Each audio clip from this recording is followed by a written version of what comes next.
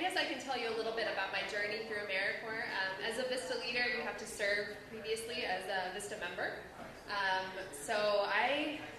To start with, I graduated from Michigan with a graduate degree. And I kind of went straight from college into graduate school without really being sure what I wanted to do with my life. I knew I wanted to serve people and do development work. And that's what my degree was in, but after I completed it, I was kind of like, what am I going to do now?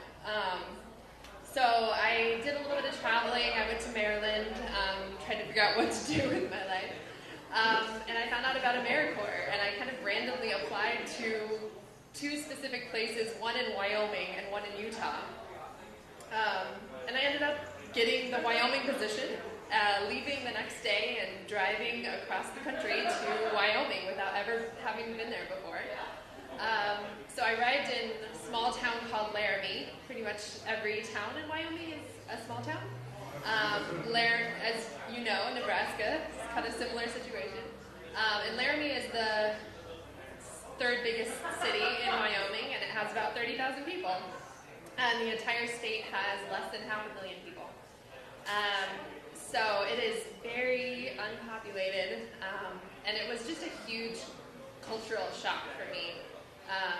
I'm actually originally from Northern California, and I had been in other parts of the country, but Wyoming was very unique. I remember one of the first experiences that kind of shocked me, like, wow, I'm in a different place now. I went to the hardware store, like my first week in Wyoming. I don't remember what I was going to get. But I was wearing my Uggs and a coat, and I got there, and everyone in line was wearing cowboy boots and Carhartt jackets. And I was like, okay, I don't quite fit in here, but I'll figure it out. And I worked for a state commission for service. I also was a VISTA, so I did indirect service. And I really enjoyed it. The most memorable part of it is definitely the cultural shock of being in such a small place, and just the kindness of the people also. But once I concluded my term, I kind of also wasn't sure what I was going to do next.